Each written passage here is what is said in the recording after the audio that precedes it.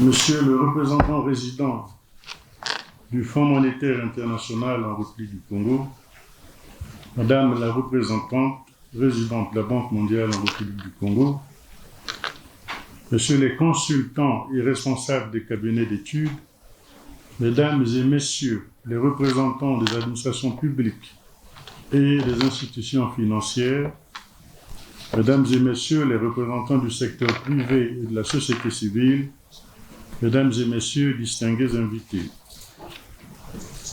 Notre rencontre de ce matin est, au-delà de la pratique administrative routinière qui encourage la concertation entre les cadres des différents ministères sectoriels pour une meilleure synergie dans notre action collective, une nécessité, une urgence de l'heure.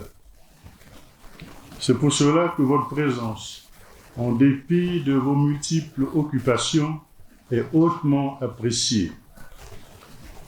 Je disais que cette rencontre revêt un caractère urgent parce qu'elle émane de l'exécution du programme conclu en janvier 2021 avec les institutions de Bretton Woods.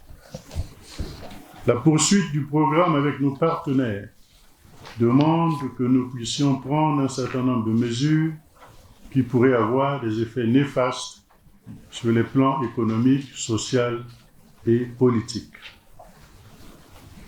Je voudrais vous rappeler que la philosophie qui est attachée au programme, conclu avec les partenaires, est celle de l'ajustement budgétaire qui consiste à ramener nos dépenses au niveau de nos ressources. Il s'agit donc de réduire nos dépenses et d'améliorer le niveau de nos ressources pour tendre vers l'équilibre budgétaire. C'est la raison pour laquelle, sur les 3 mesures qui retiennent particulièrement notre attention, 2 portent sur l'amélioration de nos ressources et 1 sur la baisse de nos dépenses.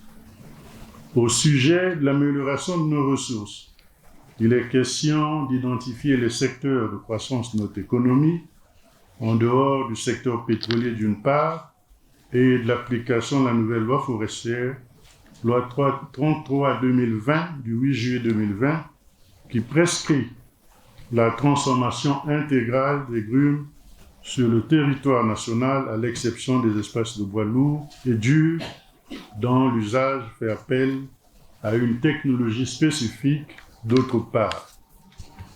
Ces 2 mesures ont toute leur importance pour la mobilisation de plus de ressources pour le budget de l'État, ainsi que la réduction du chômage et de la pauvreté. En effet, dans le contexte actuel marqué par la rareté des ressources, la mise en œuvre du Plan national de développement 2022-2026 nécessite que nous puissions mettre l'accent sur les secteurs porteurs de croissance et qui sont intensifs en main-d'œuvre pour amener notre pays vers une croissance plus inclusive afin de combattre la pauvreté. L'augmentation du PIB s'accompagnera de celle des recettes fiscales, ne serait-ce qu'à tout court terme. Mais ces secteurs ne sont pas encore connus, d'où la nécessité de réaliser une étude devant nous permettre de les identifier. Mesdames et Messieurs, on pourrait se passer de commentaires pour la seconde mesure concernant la transformation intégrale du bois au niveau national, car les produits primaires sont à faible valeur ajoutée. Ainsi, l'application de la nouvelle loi forestière permettra à notre pays d'exporter les produits à plus grande valeur ajoutée et apporterait donc plus de ressources au pays et améliorerait sa position dans la chaîne de valeur du bois dans le monde. Une plus grande transformation du bois sur place sera de nature à créer des emplois et à aider ainsi le pays à faire reculer la pauvreté. C'est là tout l'intérêt accordé à cette étude sur l'identification des facteurs de blocage et ceux susceptibles d'accélérer la transformation intégrale du bois dans le pays. En ce qui concerne la réduction des dépenses, La mesure la plus importante est celle qui porte sur la réduction des subventions accordées au secteur pétrolier, dont la conséquence immédiate va être l'inflation et la perte du pouvoir d'achat des ménages. Comme vous le savez, le taux de pauvreté qui était dans une tendance baissière avant 2014 a repris son envol du fait de la crise économique qui a pris naissance à partir de 2014, exacerbée par le choc sanitaire de 2019. Dans ces conditions, la réduction des subventions au secteur pétrolier pourrait aggraver la situation.